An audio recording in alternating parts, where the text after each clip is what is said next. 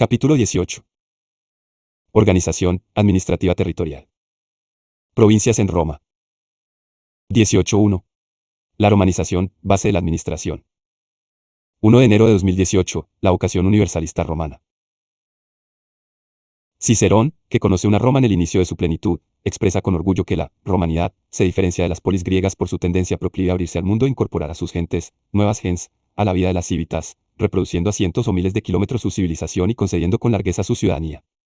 El prodigio de la realidad cosmopolita romana es el triunfo sobre la singularidad nacional de los pueblos agregados que, sin perder su identidad propia, se sienten unidos en una comunidad superior que les otorga progreso y estabilidad.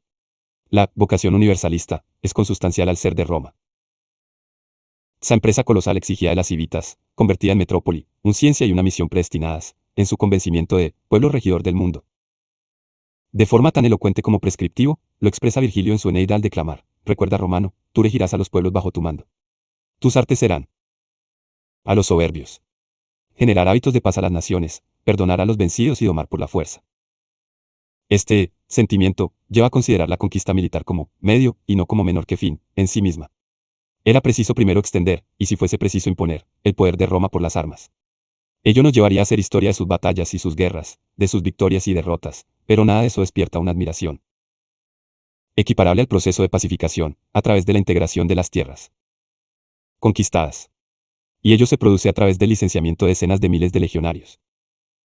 Una vez terminada la conquista y su establecimiento permanente en esas tierras, y adjudicadas a los soldados para su instalación transformadas en ager publicus y de initiva, de la fusión de estos tantas voces normatrimonio, con la población autóctona, de la fundación de nuevas ciudades, de la transmisión de sus usos sociales, y de su cultura, que debe tanto a la griega, de la construcción de vías de comunicación entre las mismas con Jametronol y todos los caminos conducen a Roma.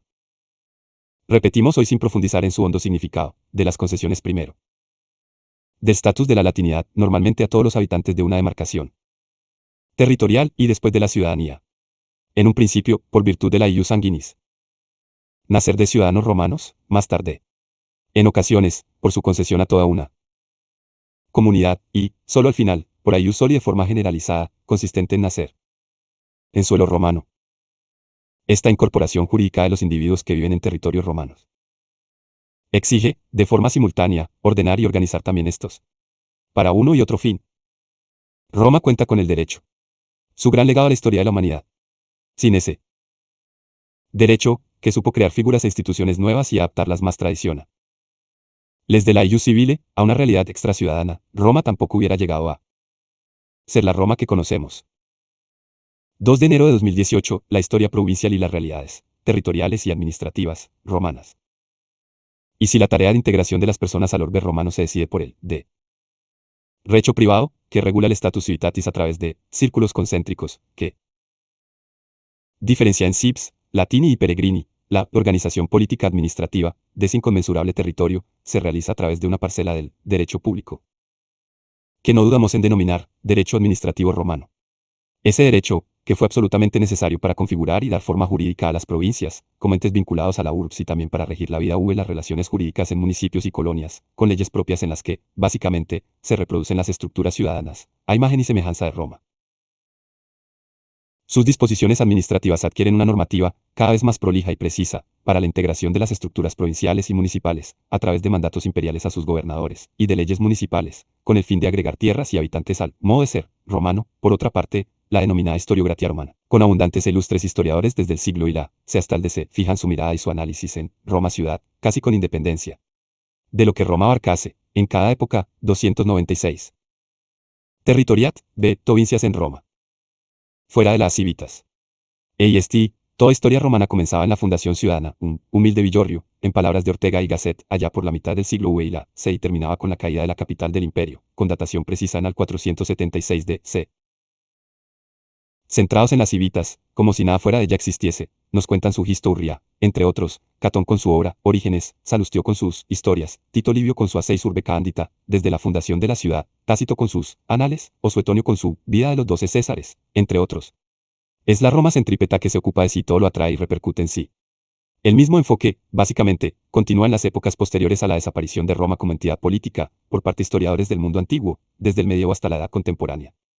En el interés por el estudio de las provincias, en el enfoque de la realidad romana desde las periferias, frente a la tendencia de verlo desde la Keipat Mundi, destaca y sobresale como un coloso, Teodoro Maamsan, historiador, jurista, filólogo, epigrafista alemán de la segunda mitad del siglo XIX. Primero nos lega su excepcional, aunque incompleta, Historia de Roma. Ella posee la primicia de contrastar, en una parte importante su contenido, la política romana, sobre todo la de la República, con vida y su tiempo. 6 lustros más tarde, en el último tramo vital, decidió completar esa historia de Roma, no con los periodos del Principado y del Imperio, otra vez vistos desde las civitas, sino que consideró de mayor interés colmarla, con su volumen, Las provincias de César a Diocleciano, traducida al español con el título, El mundo de los Césares. Esta obra marca, con el autorizado sello, monseniano, un rumbo más decidido a referir la historia romana desde los territorios romanizados. Y es que desde el desbordamiento fuera de la urbs de la mayor parte de la población, ya no puede mirarse solo a las civitas, convertida ya en capital de un imperio, desde los tiempos del Principado de Augusto hasta llegar a dominar, en menos de 2 siglos, todas las costas del mar Mediterráneo. De Hispania al Asia Menor, con todo el territorio norteafricano. Tiento que centrífugo de Maamsan supone un avance grandioso en el conocimiento de la riquísima realidad provincial romana. Y lo logra con el rigor científico de hacerlo desde fuentes directas, sobre todo con inscripciones contenidas en fuentes epigráficas, recogidas de todos los puntos del imperio, y después recopiladas en el Corpus Inscriptionum Latinarum. 3 de enero de 2018, Derecho Administrativo Romano. Una necesidad en origen, una exigencia y su estudio hoy. Este legado innovador en la investigación histórica se completa con su apertura al derecho público romano, casi 8 siglos absolutamente preterido por los cultivadores del derecho romano todo ello su tratado, Derecho Público Romano, que puede considerarse una de sus obras científicas más excelsas, es un extensero estudio constitucionalista y administrativista. Ha tenido que pasar mucho tiempo para que la investigación en derecho público se otomano, con sus diversas ramas, constitucional, administrativa y fiscal, fuese incorporada a las labores de la doctrina romanística. Desde hace unas décadas se ha dado un porcentaje significativo en el panorama de producción científica de nuestra disciplina. En nuestro país su más prestigioso cultivador es Antonio Fernández de Wuhan, que ha sido pionero internacionalmente, junto con su escuela, en el estudio específico del derecho administrativo romano. Hoy el estudio de la normativa administrativa y fiscal romana está consolidado.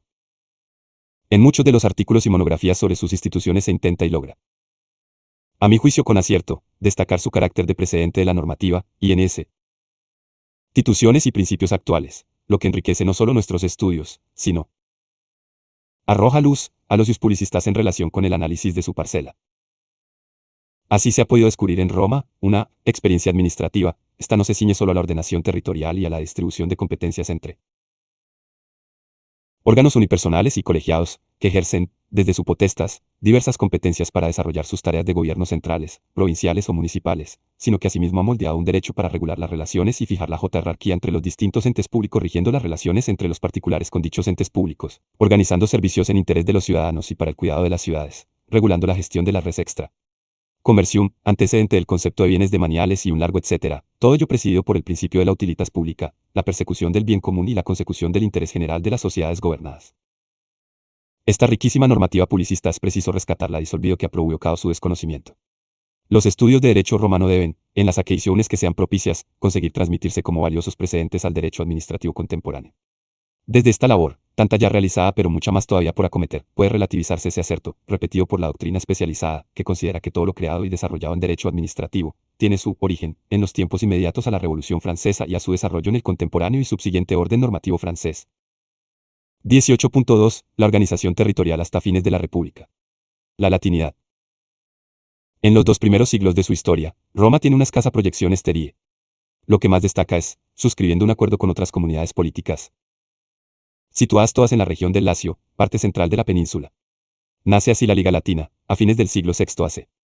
Este tipo de acuerdos, antecedente de nuestros tratados internacionales entre estados, se denominaban foedus, daba lugar a una confederación entre las comunidades con derechos y deberes de cooperación recíprocos y suponía, sobre todo, una alianza militar de no agresión entre los asociados y defensa común frente al ataque a cualquiera de ellos por un enemigo externo.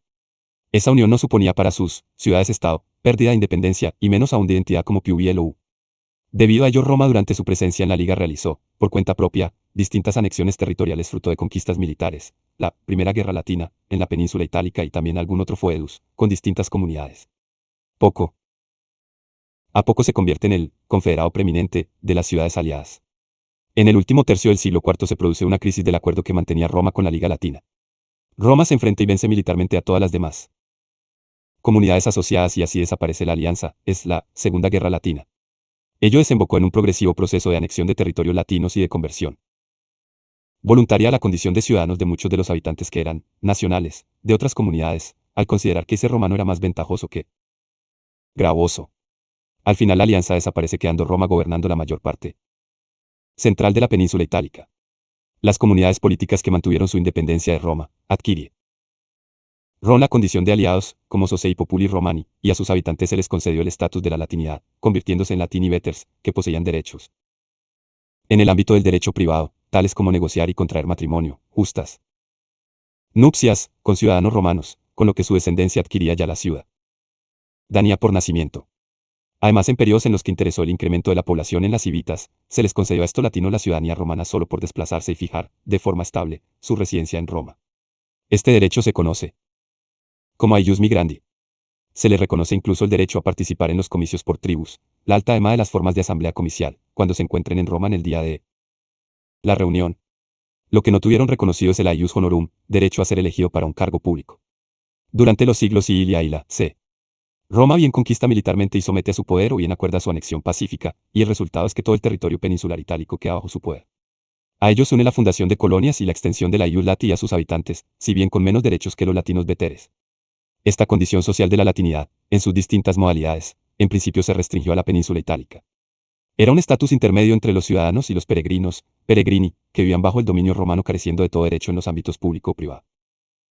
Una ley de notable importancia social, la Lex Lulia Civitate Latinis, de principios del siglo y AC, transforma en ciudadanos a la mayor parte de los latinos itálicos.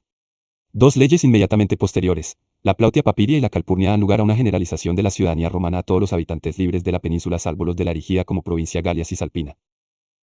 Más tarde, el Aius Lati o Ius Latinum fue concedido a territorios conquistados militarmente y ya pacificados, como una forma de progresiva incorporación a la civilización romana. Así en el siglo I a.C. César lo concede a la Galia sometida por su legión E. Vespasiano lo concederá por el edicto de la latinidad en el año 74 s. a toda nuestra península ibérica, convertida ya en la Hispania romana. 18.3. Las provincias romanas. 1 de marzo de 2018, su nacimiento y concepto. El prodigioso y acelerado proceso de conquista militar de territorios en la propia península itálica y muy pronto en las zonas más próximas en el continente y en las islas mediterráneas convierte el modelo de una ciudad-estado en absolutamente insuficiente. Sus esquemas de participación ciudadana en la vida pública a través de su presencia y votación en las asambleas populares, reunidas en la ciudad, no sirven para regir una población de ciudadanos romanos esparcidos, al final por todo el orbe conocido. En la crisis republicana, además de factores de pérdida de prestigio de algunos órganos políticos y de conflictos personales entre quienes ostentaban el poder, ha jugado un papel cardinal el desbordamiento de la población fuera de las murallas de la urbs. La amplitud, complejidad y lejanía de los territorios conquistados provocan la necesidad de una nueva organización y vinculación con las civitas. Nace así la condición de provincia. En los primeros tiempos con este término no se hace referencia a un territorio sino a un poder otorgado a un magistrado cum imperium militare. El militar que conseguía la conquista era investido de una potestas, en virtud de su victoria, provinsara, para regir, en primera instancia, el territorio ya pacificado, que se convertía en ager provincialis, como una variante del ille publicus. Provincia pues como una esfera competencial y no como una delimitación territorial, siendo esta semántica la que se adquiere en una etapa un poco más avanzada. Y la que se mantiene hasta hoy. De los distintos tipos de entes públicos configurados para organizar administrativamente los territorios conquistados, la provincia es importante. Si la reconoce a las provincias un papel importante en la política romana y refuerza los poderes senatoriales en relación con la organización provincial al mandato de administrar una provincia, así se les denominaba propretore. La política de otorgar mayor relieve a las provincias se ve continuada, y aumentada, en la visión de Julio César. Trata de que Roma se olvide una posición no solo hegemónica, sino de desinterés, despreocupada y distanciada, por los territorios extraurbanos. Si en su tiempo era imposible jurídicamente y ni sería conveniente socialmente un proceso de equiparación entre la urbs y los demás territorios conquistados, César fue un visionario en su propósito de que los provinciales se sintiesen romanos aún sin ser ciudadanos y que contemplasen a Roma como propia. 2 de marzo de 2018, primeras formas de organización provincial. La organización administrativa de cada territorio se regula, caso a caso, por la promulgación de una lex provinciae, en la que el Senado desarrolla un importante papel de asesoramiento. Lo hacía, a través de delegados suyos designados para la elaboración de la ley, a fin de que su contenido se adaptase a las características peculiares del territorio y a la condición de sus habitantes. No en todos los casos la aprobación de la LEP fue inmediata a la conquista, sino que se esperó a que fuese estable su pacificación. En la misma se determina la capitalidad provincial, como ciudad más importante, que contaba con la presencia del gobernador, como representante de la metrópoli, y de sus funcionarios auxiliares. Esta forma de organización permitió a Roma un mayor control y una mejor eficiencia de su poder, ejercitado en sus territorios cada vez más vastos. Dicha normativa provincial fue modificada con el paso del tiempo, para adaptarla a nuevas necesidades. En ocasiones, a través de disposiciones de sus propias autoridades, y en otras emanadas desde Roma. Los dos primeros territorios autónomos que obtuvieron la condición de provincia fueron las islas mediterráneas primero, parte de Sicilia, a la mitad del siglo de y pocos años más tarde, Cerdeña, a comienzos del siglo LLI. Y más como una división con fines de organización militar que como una auténtica organización administrativa, se otorga la condición de provincias a los territorios ya pacificados nuestra península ibérica. Surgirán así la Hispania Citerior y la Ulterior. Con tiempo de diferencia se funda y delimita, como territorio provincial, la Galia Cisalpina. Sicilia no solo inaugura la condición provincial sino también los cargos y funcionarios que precisaba para gobernarla. Se nombró como gobernador a un preto, así llamado en referencia al pretor romano, cum imperium, antes de encargársele, en exclusiva, el ejercicio de la jurisdictio. Las atribuciones que tendrán más tarde sus homónimos en las provincias que irán surgiendo, serán de carácter jurisdiccional, administrativo, militar y civil, y su grado. Nivel de competencias, en cuanto a poder con capacidad de decisión propia, dependía de la importancia de cada demarcación. El ejercicio jurisdiccional del gobernador no se desarrollaba necesariamente en la sede que residía como tal. Fue frecuente que lo hiciese de forma itinerante en cada una de las poblaciones que tenían la condición de cabecera judicial del convento correspondiente. En los primeros tiempos, cada cargo, encargo, provincial tenía un marco normativo propio, incluso ajustado a la persona que lo encarnaba. No obstante eso, produce paulatinamente un proceso de homogeneización, casi desde el inicio, de la gestión del patrimonio de la provincia y de los cometidos de naturaleza económica. Se encargaba un colegio de cuestores, de forma semejante a la que los genuinos desarrollaban en la República Romana. Por lo que se refiere a la recaudación de los tributos provinciales, Roma adopta, con carácter bastante generalizado, el sistema de arrendar su cobro a sociedades mercantiles, las denominadas societates publicanorum, constituidas en muchas ocasiones por habitantes de las propias provincias. Roma obtenía así la cantidad que había estipulado y permitía a estas sociedades incrementar la recaudación con un porcentaje como contraprestación y lucro por la actividad desarrollada. Así evitaba tener a sus propios funcionarios desarrollando la incómoda y, tantas veces conflictiva, cobranza impositiva. El sistema provocó ocasiones de corrupción por parte de los propios gobernadores y sus funcionarios o las personas que regentaban las Societates Publicanorum, incurriendo en exacciones ilegales, que no se perseguían con la debida eficacia, lo que originó el descontento cuando no revueltas de los provinciales explotados. La conducta se intentó reprimir a través de su tipificación como crimen de repetundis. Su origen se debe remontarse al siglo C cuando llega a las Civitas la denuncia ante el Senado presentada por una representación de las dos provincias de Hispania por eventuales extorsiones cometidas por cargos de la administración provincial en el siglo IA. Se promulgan distintas leyes para reprimir estas conductas delictivas a través de procesos penales ante un tribunal quaestio perpetua de repetundis, contie. Meido al efecto. Roma se preocupó de que en las provincias se desarrollase un culto al emperador, como medio de resaltar el poder de la metrópoli y de propaganda de adhesión al poder de Roma. Se designaba con especial cuidado a las personas que ejercerían de sacerdotes del culto imperial entre personas que fuesen reconocidas y respetadas la provincia en la que iban a ejercer su labor. 3 de marzo de 2018, las provincias en el Principado. Desde Julio César, pero, sobre todo, con Octavio Augusto se produce una diferenciación entre las provincias, distinguiéndose entre las senatoriales, cuya administración, nombramiento de cargos y control del ejercicio de poder en las mismas, se realiza por el Senado, y las provincias imperiales cuyo vigilancia e intervención, en su caso, corresponde a la Cancillería del Príncipe. En muy poco, todas las nuevas demarcaciones provinciales adquirirán la condición de imperiales. Lo recaudado por tributos en estas se ingresaban en el fisco. Augusto nombra legados suyos pro praetore, como funcionarios encargados del gobierno provincial.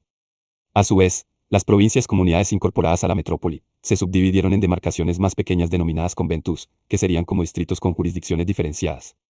La tierra se convierte en res in pecunia populi romani. En ocasiones y con él objeto de que se establezcan sobre el mismo ciudadanos romanos, se adjudican por cius de tierra, a través de concesiones, y se convierte a los legionarios licenciados en sus poseedores, para que puedan instalarse con carácter estable. Roma ambiciona que los cargos provinciales se ejerzan con respeto a la justicia y al interés de los provinciales y además intenta reprimir los abusos de poder en beneficio propio. Así tiene presente, al menos en su formulación programática, la máxima ciceroniana contenida en su obra, Los deberes, denominada también, de los oficios, que establece para después de la conquista y en el tiempo de paz, conseguir ut sine iniurium pace vivatur, es decir, una vida pacífica y exenta de injusticias. Para lograrlo, los habitantes de los territorios conquistados deben ver en sus gobernadores y demás cargos provinciales un ejercicio ecuánime y razonable que no imponga cargas fiscales abusivas a la población y que mantenga las buenas costumbres con respeto de los usos y conductas que son propias de su singularidad como pueblo. Así se conseguirá no mantener el poder por la fuerza sino por aceptación. Estas metas ideales de buena gobernanza, que se tratan de respetar, son de especial importancia en las provincias en cuanto que durante varios siglos, el provincial no tenía con sus autoridades una relación como la que poseían los ciudadanos en la Roma republicana. Así en las civitas estos elegían a las distintas magistraturas mientras que los cargos provinciales son absolutamente ajenos en su designación, competencias y duración de la voluntad de los gobernados. Durante el Principado los gobernadores solían nombrarse entre las personas de rango senatorial. Cuando se trataba de provincias de poca entidad territorial y escasa importancia política se solía nombrar a alguien perteneciente a la clase de los secuaces. Con la progresiva concesión y extensión por nacimiento de la condición de ciudadano romano a un porcentaje muy amplio de los nacidos en provincias, se produce el fenómeno del ascenso de estos a los grados militares más altos en el ejército y a los cargos más importantes de la Cancillería imperial. Así afirma Tácito en sus historias que los provinciales pueden ser jefes de las legiones, o gobernar esta o aquella provincia pues ni irse paratum clausumbe, es decir, en nada se diferencian ni ninguna exclusión les contempla. En Hispania tenemos el orgullo de haber dado a Roma 3 extraordinarios emperadores, de entre los más importantes de toda la historia del imperio, Trajano y Adriano, en el siglo X, y Teodosio el Grande en el siglo IV, el cual volvió a gobernar las dos partes del imperio, occidental y oriental, que se habían dividido desde hacía más de un siglo y que tras su muerte se separarían definitivamente. 4 de marzo de 2018, vigencia del derecho romano en territorio provincial. El proceso de progresiva afirmación y preeminencia del derecho romano en territorio provincial es incuestionable. Los usos jurídicos de los territorios que se configuran provincias, a pesar de ser respetados por Roma, tuvieron carácter supletorio y, poco a poco, se fueron asemejando a aquel. Se afirma, casi unánimemente, que la aplicación del derecho romano fue mucho mayor en las provincias occidentales debido, sin duda, a una romanización muy superior. Por el contrario, y por razones lógicamente inversas, en los territorios provinciales del Oriente, el derecho romano no tuvo el mismo influjo, debido no solo a la menor romanización de estas tierras, sino también a unos derechos greco-helenísticos, que si bien fueron manifiestamente inferiores al romano, al menos tenían una entidad y vigencia histórica de la que carecían los meros usos jurídicos occidentales. Ello produjo un relativo proceso de influencias mutuas, aunque no en el mismo grado. En Egipto, el derecho romano rigió con el derecho local de forma bastante armónica. En los pleitos entre ciudadanos romanos que se sustancian en el ámbito provincial, el derecho aplicable es el aius civile y el aius anareria, como en la propia ciudad de Roma. Por el contrario, cuando las controversias se ventilaban entre no ciudadanos, que residían en el mismo conventus, al no existir una jurisdicción semejante a la pretura peregrina de las civitas, el gobernador decidía, con amplio margen discrecional, intentando respetar las costumbres locales probadas y siendo aconsejado por asesores capacitados jurídicamente. Si las demandas se producían entre particulares moradores en distintos conventus, el gobernador solía nombrar uno o varios delegados suyos que fuesen bien ciudadanos romanos o de conventus ajenos a las partes en litigio. Se consolidó la práctica de la publicación de los edictos por parte de algunos de los gobernadores provinciales. En este sentido, se comenzó a hablar de la existencia de un edicto provincial, a modo compendio de un derecho común a un conjunto de provincias sobre todo occidentales. A finales de la época clásica y mucho más en la postclásica los juristas se interesan en el conocimiento de esos derechos provinciales. 5 de marzo de 2018, su mayor extensión y la multiplicación de las provincias.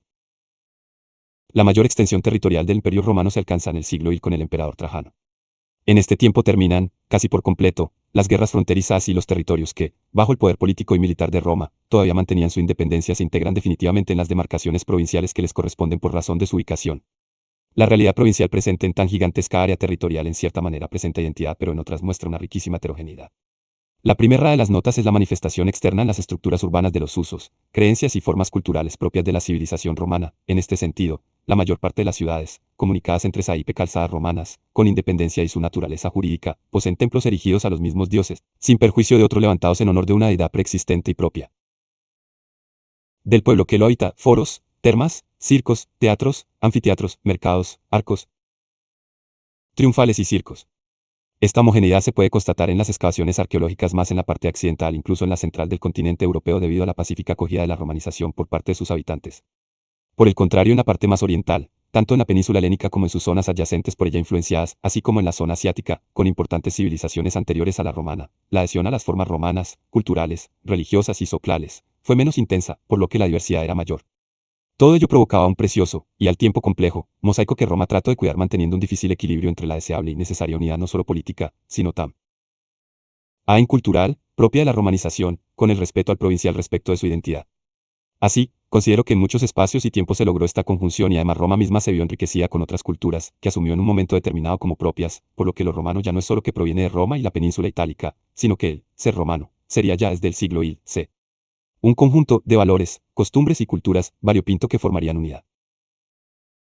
Posteriormente, se constituyen las provincias, sin ánimo exhaustivo, de Macedonia, África, Asia y Galia Narbonense todavía en el siglo y la C, Galia Citerior, Bitinia. Pontos, Chipre, Creta, Numidia, entre otras, en el siglo I a. Las 15 provincias de los tiempos republicanos se doblan en la época de Augusto. Todas las nuevas provincias eran de administración imperial. Con Trajano se llega a conquistar territorios, más allá del Danubio en Europa y del Eufrates en Asia. Siete las nuevas provincias destacan, ad exemplam, sin ánimo exhaustivo nadie. Den cronológico, Tracia, Egipto, 3 en los Alpes, Aquitania, Galia Bélgica, Britania, Dacia, Dalmacia, Macedonia, Germania. Muchas pertenecen geográficamente a las zonas de los Balcanes, de Asia Menor y del noreste de África. Una de las últimas demarcaciones provinciales varias veces modificada, es la de Siria que en tiempos contiene a Judea y en otros se configura como independiente. 6 de marzo de 2018, las reformas provinciales desde Diocleciano. Con el emperador Diocleciano se produce una reorganización y subdivisión de las provincias, que provoca un incremento importante de su número, pasando de 100. Incluso la península itálica fue dividida formalmente en varias provincias si bien esta denominación oficial no se mantuvo ni tuvo mayor eficacia, al considerar que Italia no podía ser considerada territorio provincial. Se trataba, con la multiplicación, de llevar mejor control de la fiscalidad y también de necesidades militares de defensa, disponiendo mandos próximos a las legiones que custodian las fronteras del imperio. A principio del siglo IV se crea una nueva división administrativa denominada diócesis, que agrupa varias provincias. El término es tomado después por la Iglesia para reunir a unidades pastorales originarias, las parroquias, que se encuentran en un territorio que rebasa los límites urbanos. En un principio se conforman 12 diócesis, de las cuales 7 se sitúan en Occidente y 5 en la parte oriental. Los gobernadores de las provincias, integradas en cada diócesis, quedaban sujetos a la autoridad del vicario designado por el emperador, además de los poderes ejecutivos de gobierno, poseía jurisdicción en apelación, si bien carecieron de impiria militar. En un momento posterior las diócesis se unieron en una unidad administrativa superior llamadas prefecturas del pretorio. Se tomó la denominación de un cargo de la Cancillería del cual tenemos noticia ya en tiempos de Augusto. El número de prefecturas es variable dependiendo, en cada momento histórico, de la particular situación política en el Bajo Imperio, de la existencia o no de contiendas entre los titulares de cada una de las dos partes del imperio, y de otras razones de índole de buena administración. Los titularidad de las prefecturas se reservó para personas que pertenecían hasta mentos sociales destacados. En los primeros tiempos deberían pertenecer al orden ecueste y más tarde tener condición senatorial, sus competencias sobre los extensos territorios objeto de su autoridad fueron amplísimas y gozaron de una abundante menor que burocracia funcionarial, que, in situ desde la capital de la prefectura, y llevaban a cabo las más variadas funciones que podemos con propiedad calificar de administrativas y fiscales.